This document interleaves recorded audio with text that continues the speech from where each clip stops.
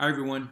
I saw something on the sidewalk in front of our house yesterday that reminded me of a story, a pretty incredible story, actually. So I thought I'd share it with you. It's the story of an ordinary girl from a small town in Alabama who lived just an extraordinary life and who helped an awful lot of people along the way. Her name was Helen. She was one of five kids, and as a young girl, she was known as Little Bronco due to all of her energy and her stubbornness and her wildness on occasion.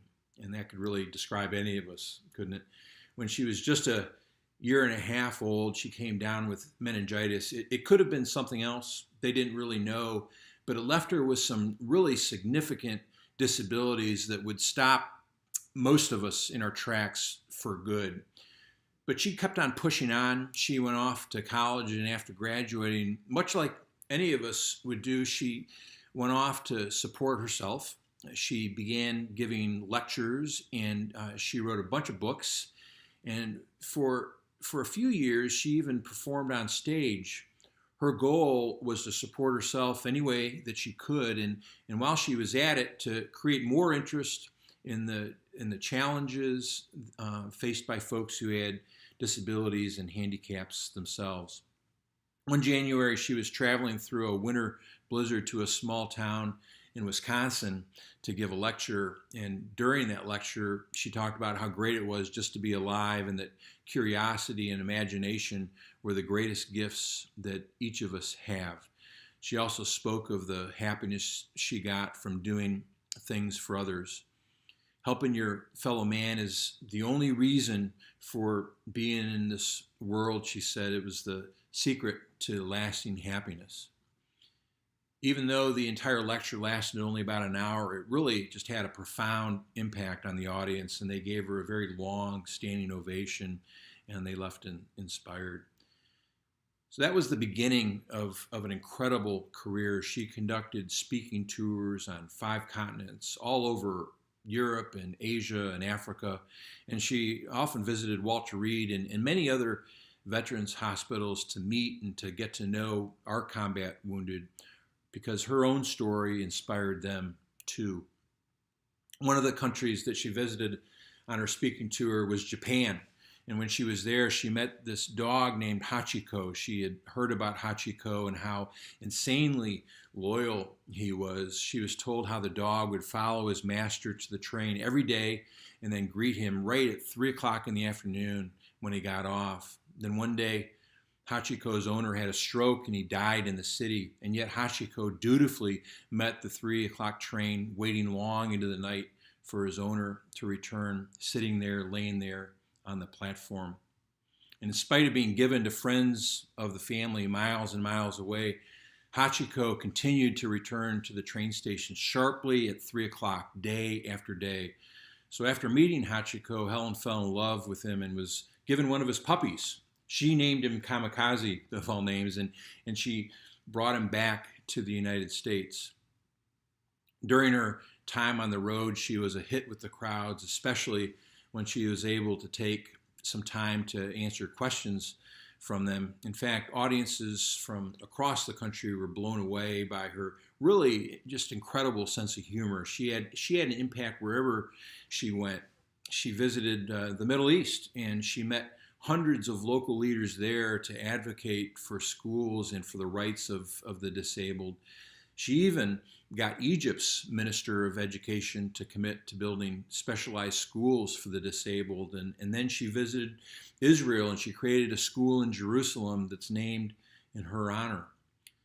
When Helen returned from the Middle East and from her tour there, she was nominated for the Nobel Peace Prize, and then she received the Presidential Medal of Freedom.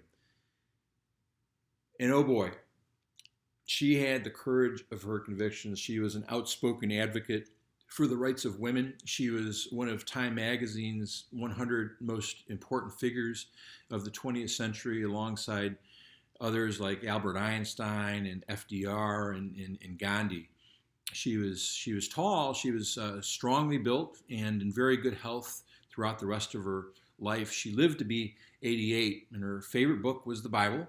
She loved poetry and philosophy.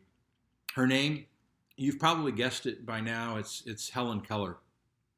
And as we all know, Helen Keller was deaf and blind, but that didn't stop her.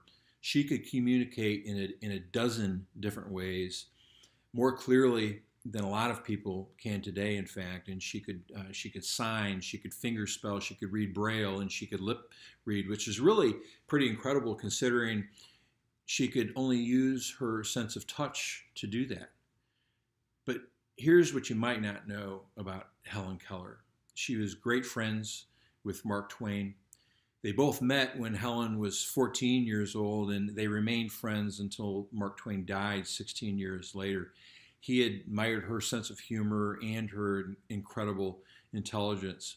What's really interesting is that everyone called Twain a miracle worker for bringing Helen out of the darkness. When they met in person, Helen was able to identify Twain by that very distinctive tobacco-infused scent that he gave off, because he smoked 10 to 20 cigars a day.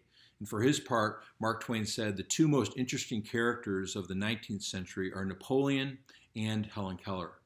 And another notable achievement was that Helen Keller was the first person who was both deaf and blind to earn a college degree. She did that in 1904, and she graduated cum laude from Radcliffe, no less. In 1961, she met President Kennedy at the White House, and during that visit, a reporter asked her how many presidents she met. She thought about it and replied that she didn't really know how many, but that she'd met all of them since Grover Cleveland. Helen died on June 1st, 1968. In his eulogy of her, Senator Lister Hill of Alabama said, "She will live on, one of the few, the immortal names not born to die. Her spirit will endure as long as man can read, and stories can be told of the women who showed the world there are no boundaries to courage and faith." Oh, and remember that puppy Helen brought back from Japan, Kamikaze? Well, that was Helen introducing the Akita to America. And that's what I saw in front of her house yesterday that made me think of this story. A long time ago, I was given a handwritten note from Helen Keller, and I held on to it for a long time. And then I found a photo of her in later years, and I framed both together for my kids. It hangs on their bedroom wall. This is Helen. If you can see her, writing is in pretty distinctive script. It says, "Peace hath higher tests of courage than ever battle knew." And how true is that? So there you have it, folks. Helen Keller. Talk about strength, talk about resilience. Anyway, I thought you'd like to know.